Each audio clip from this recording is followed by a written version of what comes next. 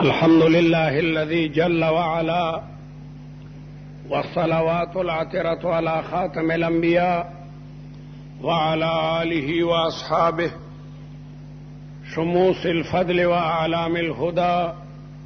أما بعد، فأعوذ بالله من الشيطان الرجيم.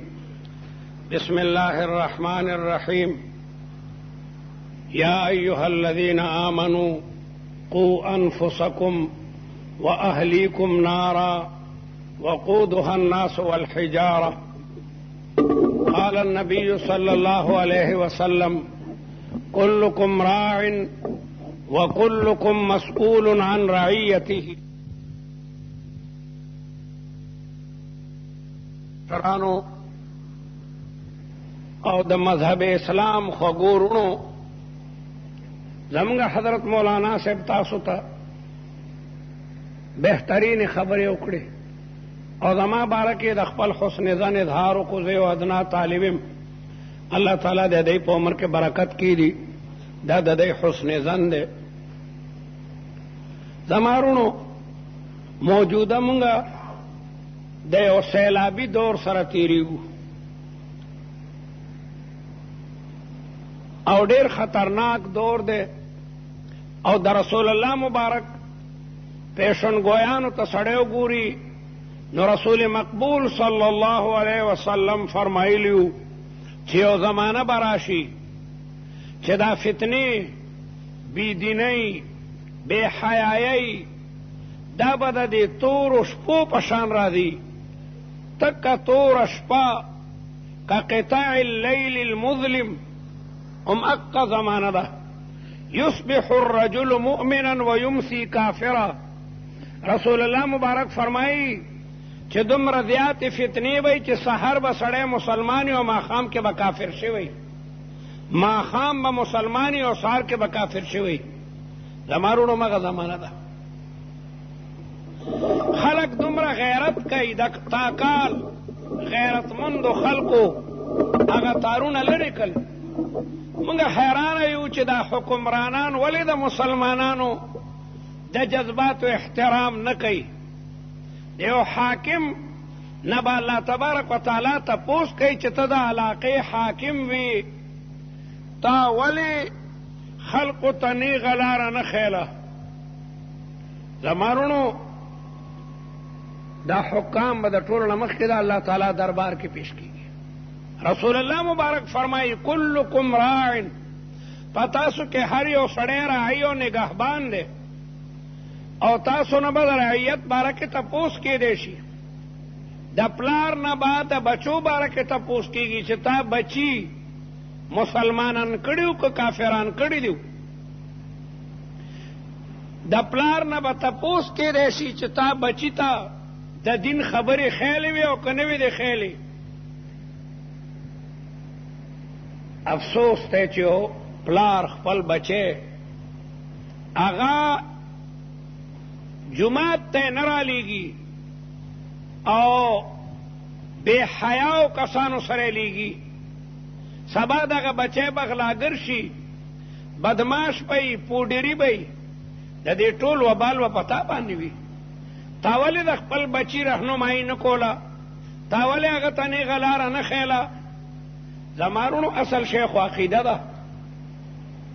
اصل شی عقیده ده. که یو سړي ته تمامه دنیا ورکړي او عقیده ورته خرابه کړي چې پیغمبر مه منه، فرشتې مه منه، آسماني کتابونه نشته، عذاب قبر نشته، نو که دې سړي ته تمامه دنیا ورکړي دی به بېوقوفی چې دی خپله عقیده بدله کړي.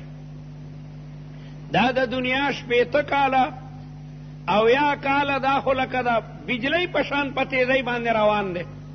عمر برفس آفتاب تموز اندک ایمان دا خواجه غر هنوز. د عمر مثال په شان د واورې دی او یو واوره د هاړ به شکال نور تکیده ځان ته ویل کېږي.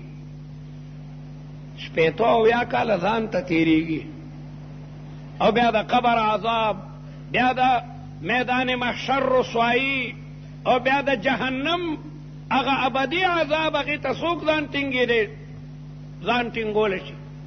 امرونو د عقیدې خیال وساتئ. د عقیدې دا موجوده فتنې ستا او زما عقیده خرابوي، او دا د یهودو او د نصاراو په مدد باندې دا مال تقسیمیږي. هغوی وایي دا مسلمان بے غیرته کو بے حیا کا، بس اصل شی غیرت او حیا ده. نو پس سړی کې غیرت او حیا موجوده وي، په دین او په عقیده باندې بیا خپل ځان ورکوي، ځان چې زما دا روح دې لاړ شي، لیکن زه خپله عقیده نشم بدلولی. عقیده ډېر قیمتي شی دی. عقیدې دپاره اصحاب کافو نوابۍ پرېښې وې. اصحاب کاف 7 تنه، دا د نوابانو زامنو، دا د خانانو زامنو، لیکن د توحید د عقیدې په بنیاد بادشاه راوغوښتل. دی به خپل ځای کې په یو ځای کې عبادت کولو، چا وکتل چې دی خو بوتانو ته سجده نه کوي. نو د هغه زمانې بادشاه دقیانوس ته یې ووایي چې ستا په ملک کې یو څو زلمي هغه لګیا دی په بل دین دي.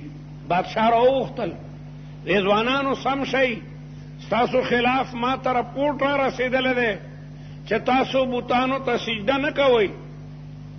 ځوانان د بادشاه دربار کې پاڅېدل. ایمان هغې ته وایي چې سړی بیا د چا نه نه یېرېږي. د بادشاه دربار کې پاڅېدل او ورته وایي چې د الله سره موږ بل څوک هم شریک نه جوړو. قرآن د هغې بیان په دې مبارکو ټکو کوي، اذ قاموا فقالوا ربنا رب السماوات والارض لن ندعو من دونه الها لقد قلنا اذا شططا. د یو ظالم دقیانوسي بادشاه په دربار کې ودرېږي او د حق کلمه بلنده، او هره زمانه کې علماو قرباني وکړي ده او ورکوي به. ځکه دا د پیغمبرانو وارثان دي. د ټولو نه لویه قرباني پیغمبران ورکوي. پیغمبر علیہ السلام فرمائی اشد الناس بلاء الانبیاء فلمسل ثم لمسل. د ټولو نه زیات امتحانات په پیغمبر باندې راځي، بیا د پیغمبر په ملګرو، بیا په تابعینو او په تبع تابعینو باندې. د رسول الله مبارک نه قربان شم. فرمائی لقد اوذیت فی الله ما لم یؤذ احد. ما ته د خدای په لاره کې دومره اذیتونه، دومره تکلیفونه را رسېدلي دي چې بل چاته نه دي را رسېدلي. پیغمبران خلقو د ونو سره تړلي دي او بیا د اوسپنې اری ورته په سر ایښي ده، نیم یو طرف ته پرېوتی ده او نیم بل طرف ته پرېوتی ده، او په ژبه باندې به د لا اله الا الله کلمه. رسول الله مبارک فرمایي چې ینشر احدهم بمنشار الحدید. د یو پیغمبر جسم به د اوسپنې په اره باندې اره کړو، کومګه چې لرګی پرې کوو، لیکن د هغه په ژبه به د لا اله الا الله کلمه وه. ویمشط احدهم بامشاط الحدید. د اوسپنو په منګوزو د پیغمبرانو د بدنونو نه غوښې شکولې دي، تیرې منګزې به د اوسپنې او پیغمبر به د ونې سره تړلی او په هغې به یې دغسې د هغه د بدن هغه قیمه را غورځول او دغسې به هغه شهید شو. د پیغمبرانو ملګرو د دغه دین دپاره قربانۍ ورکړي دي. بلال به چې د الله اکبر یا د الله احد جمله وویله، امیه به پاڅېدو په خپل غلام به یې را باندې کړل، ستړی به شو. ابو جهل به یې ته دمو که تا دپاره یې زه وهم، لیکن د بلال د ژبې نه به د الله احد ناره وته، الله احد الله احد. صحابو د دې عقیدې دپاره وینې ورکړي دي، جانونه یې ورکړي دي، قربانۍ یې کړي. عقیده څه معمولي شی نه دی. نن که د تاکال ځوان دا قرباني ورکوي، دا د صحابو غیات لګیا دی تازه کوي. امام احمد ابن حنبل د یو مسلې دپاره دومره واله شوی دی، دومره واله شوی دی چې تو زه د هغې تصور نشو کولی. هغه زمانه کې معتزلي بادشاه هغه وی دا قرآن پاک مخلوق ته. زمونږ د ټولو د عقیده ده، ستاسو هم د عقیده ده چې قرآن د خدای کلام دی، غیر مخلوق دی. ځکه الله تعالی خلاق العلیم دی، د هغه صفت د خالقیت دی او کلام د هغه صفت دی. نو امام احمد د یو ظالم بادشاہ دربار کې د عقیدې دپاره د حق کلمه بلنده کړې وه. نو ډېر بواله شو. یو ځل د بغداد په چوک کې واله شي او شاګردان د امام احمد ډېر لرې ولاړو، ځکه پولیس او فوجو هېڅ نشو کولی غریبانانو خپل استاذ ته کتل چې د بغداد په چوک کې واله شي او امام احمد داسې یو ځل بره کتل، آسمان ته په شونډو څه کلماتو شونډې خوځېدې او د سترګو نه اوښکې بهېدې. طالبان ډېر خفه شو چې یاره استاذ ته ډېر تکلیف دی. بلکې طالبانو کته بعضې کتابونه لیکي چې کله جلاد په دې باندې وهل شروع کړل په دې ځای د پرتوغاښ په ځای، نو د امام احمد دا پنسې داسې راښکته شوې. نو طالبان ټول ګبراو شو چې هسې نه جوړې د امام احمد پرتوغاښ وشلېدو او د خلکو مخکې به دا پرتوګ پرېوځي، لیکن پنسې بیا پورته شوې. قدرت کوله چې هغه ظالم بادشاه لاړو، د هغه په ځای باندې ښه بادشاه راغی.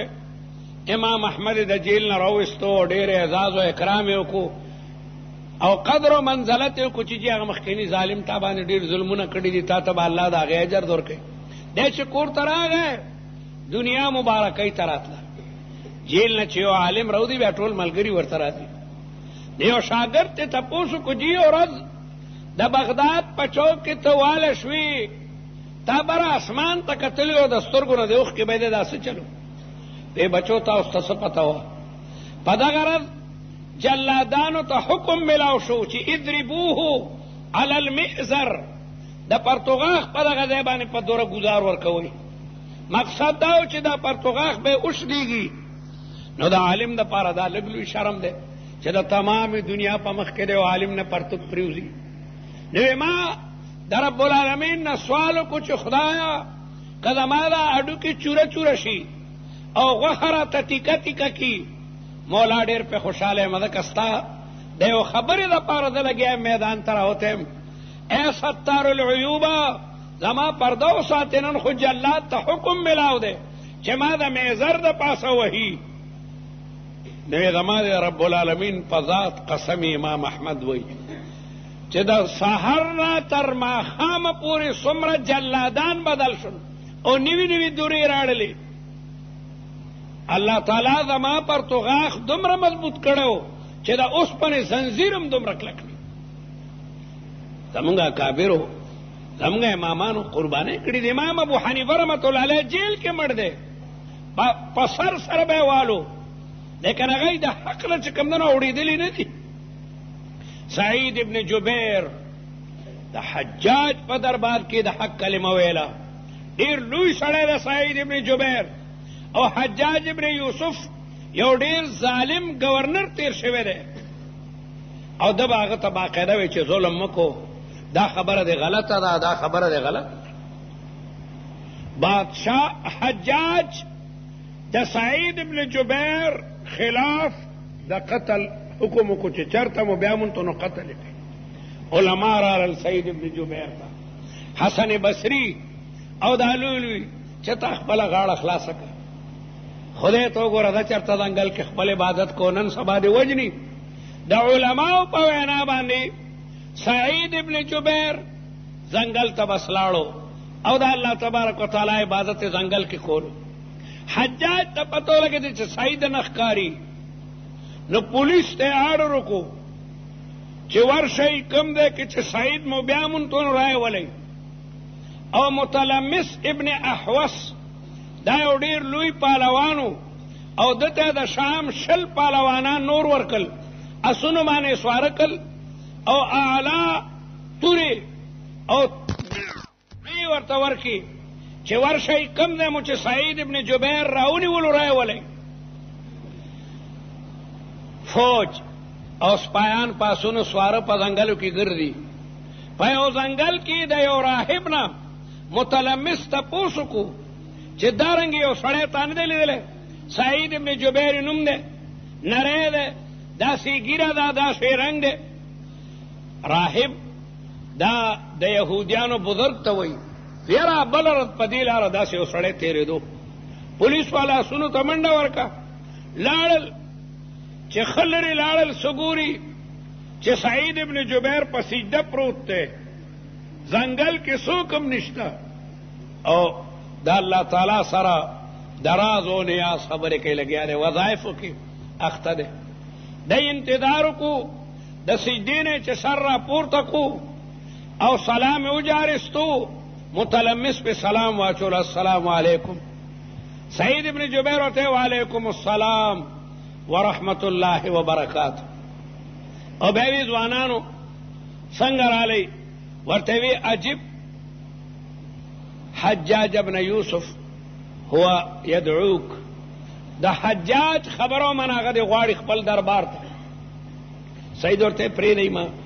ځنګل ته راوته مینه دا کېدی نشي لابد من ذلك موږ به لازمن تابوزو پولیس ځان سره پاس باندې سور کو واپس راځي د ماښام وخت بیا همغه د راهب ځای ته رالل راهب ته تپوس کو چې ایها الرکبان هل وجدتم صاحبکم سورو مرګره بیا مونږ ته واو مونږ بیا مونږ ته دا سعید ابن جبیر دی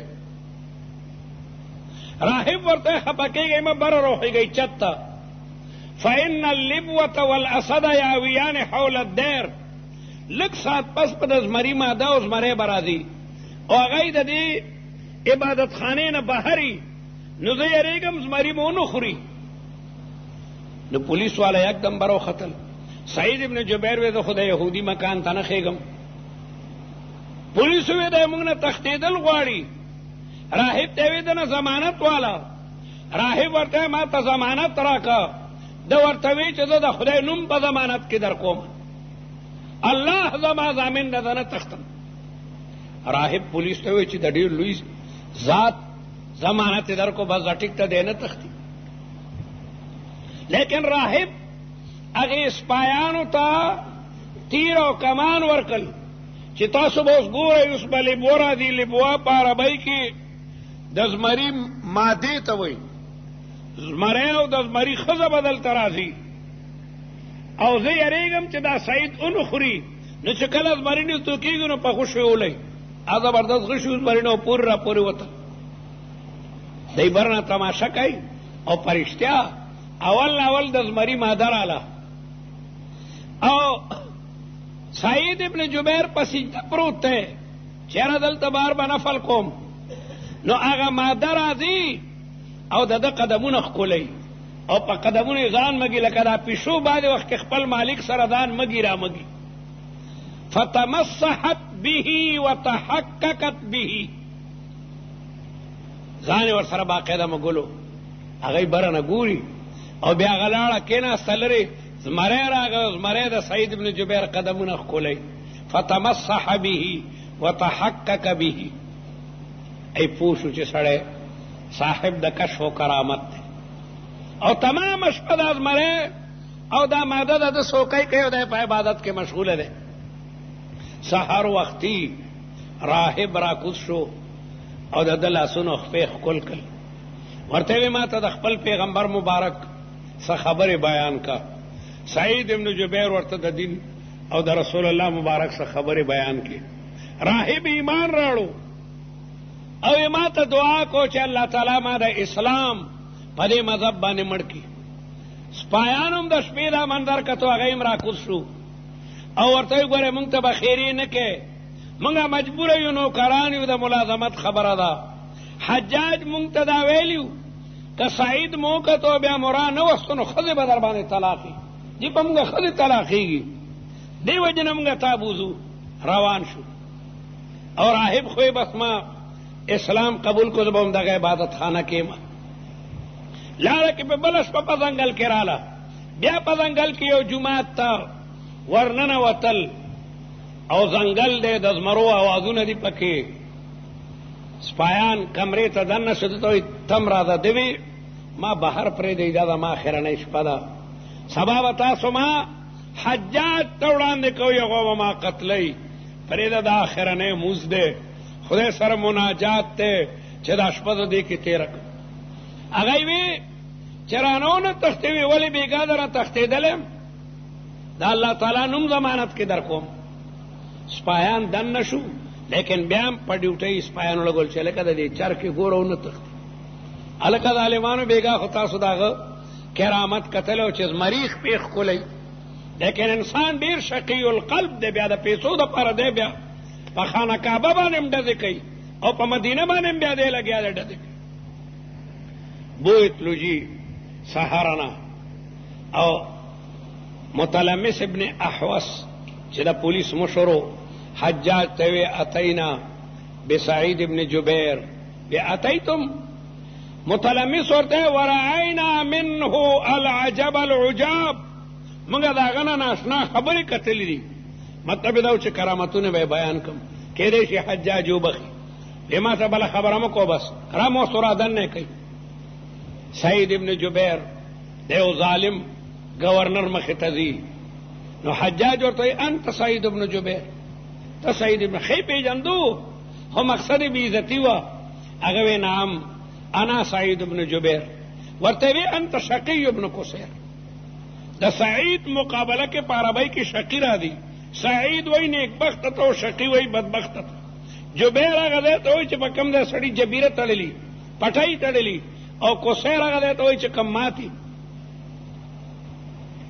سعید ابن جبیر وی چې امي سمتني بهذا الاسم زما مور ما تدانمی خده نو ورته وی شقیت امک و شقیت انت مور دم بدبخت ده او تم بدبخت او بیا حجاج ورته لأبدلنک بالدنیا نارا تلظا د دې دنیا په دې به د اور لمبو ته لګم جهنم ته یعنی سعید ابن جبیر ورته لو كنت عالم ذلك لاتخذتك الها کدا ستا په قبضه کې ما بتا نه خدای جو کړو جهنم ته لګل دا به الله کاری الله بس کسان جنت ته ولېږي او سبا دوزخ ته دا ستا کار نه دی او بیا بلا خبره کوي عالم نه یریږي دارو رسن عالم د دارو رسن نه یریږي ځکه هغه حق چې کوم دنو بیانې یکجا چې متا ہے کہ سازم فدایت اما چې توا کرد کې موجوده د رسول الله مبارک لستنه صحابه ته د حضرت عمر په زمانه کې لګلیو چې د کافرانو حالت وګورئ عیسائی بادشاہ په شام کې د مسلمانانو خلاف څه نظریه لري دا لستنه گرفتار شو او په دې الزامو چې دا سی آی ډی دي او د سی آی ډی ډیره لویه سزا ده بادشاہ ورته د اسلام دین پرې دی عیسایان شینو پرې دمو دغه صحابه یو مشر عبد الله ابن حذافه سهمی بادشاہ ته وای او عیسائی بادشاہ تا ته چا ویلی دي چې د رسول الله ملګری مذهب پرې دی مونږ به هیڅ قیمت د لا اله الا الله کلمه نشو پرې خوې بادشاہ غصه شو ویلکه ویلی گئی جیل ته او روټۍ او په بند کوي سلور رضی یا پیندر دی پیندش پی ورتنو روټۍ ورکو نو او بیا دربار تر اوسراتله چرته شو پولیس په کټونو کې راړل پیندر دی چې سړی خوراکونه کې څنګه قدم علي ورته وی توبه با صحیح کنا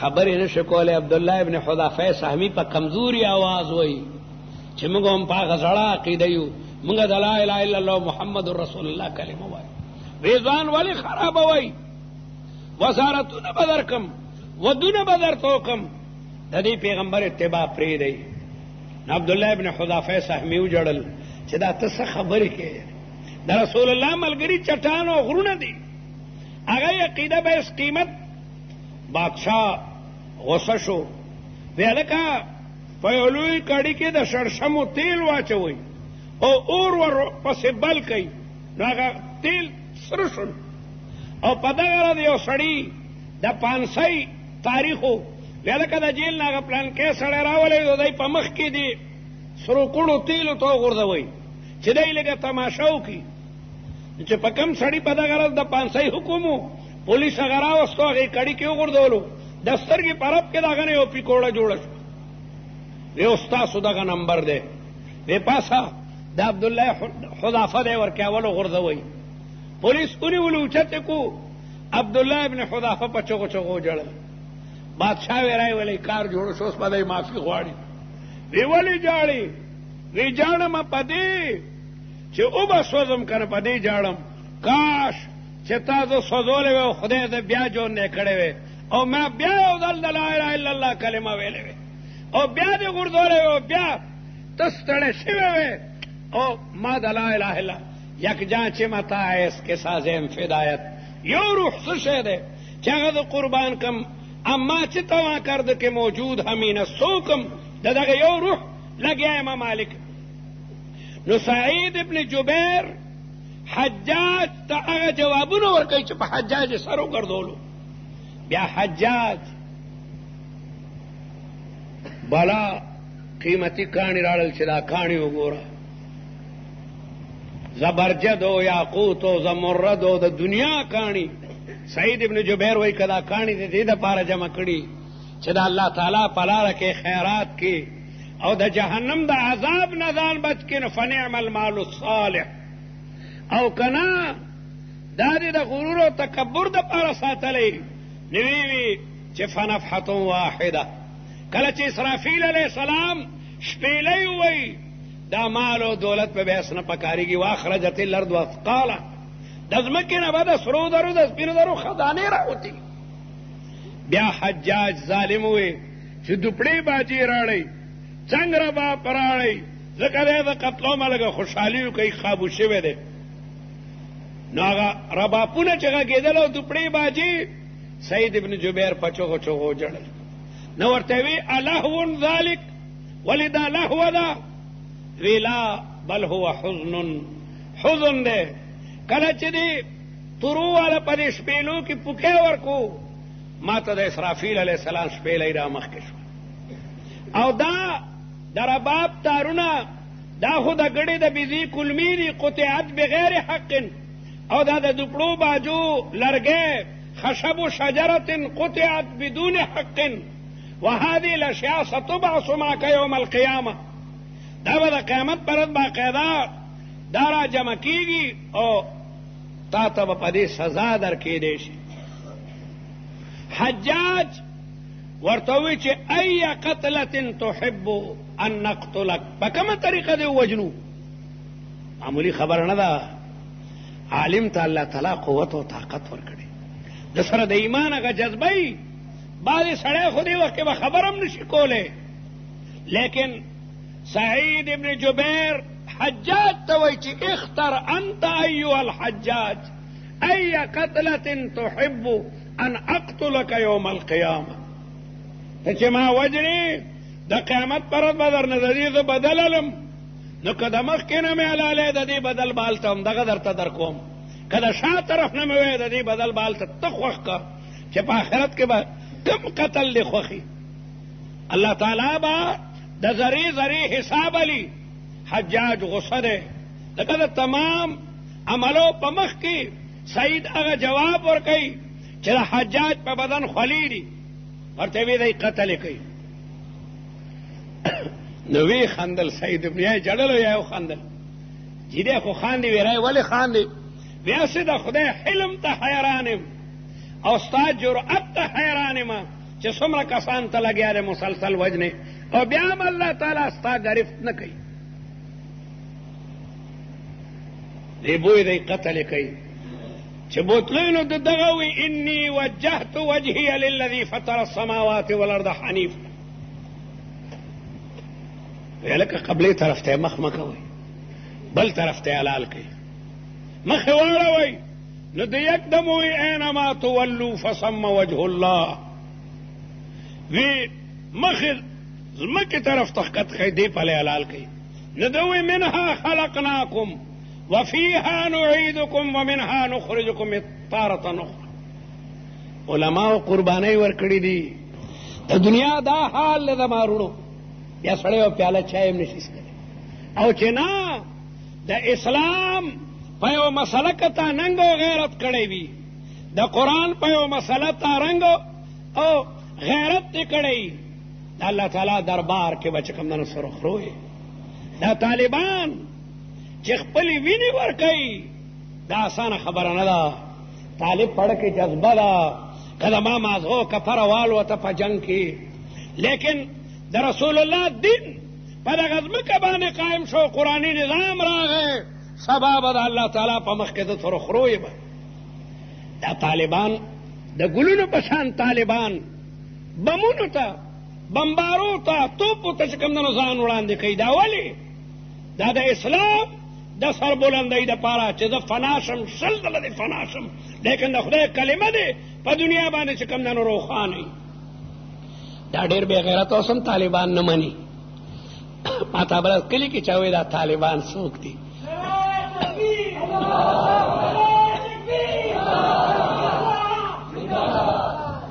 طالبان میں د دنیا ټولو کافرانو پیژندل. ظالمه ته وایي چې دا طالبان څوک دي؟ داسې بدقسمته خلک